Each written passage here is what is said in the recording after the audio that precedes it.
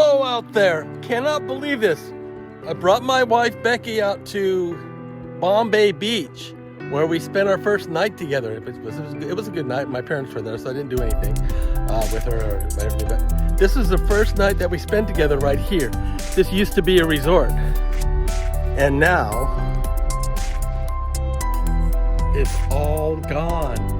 The only thing left is the yard.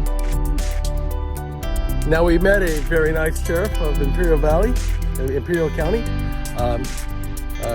Just told him what we're going to do, and we're going to fly out here and show you what Bombay Beach is now.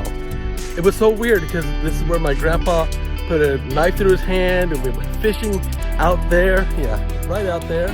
We went fishing out there. It was just crazy. All right, so just letting you know what's going on here.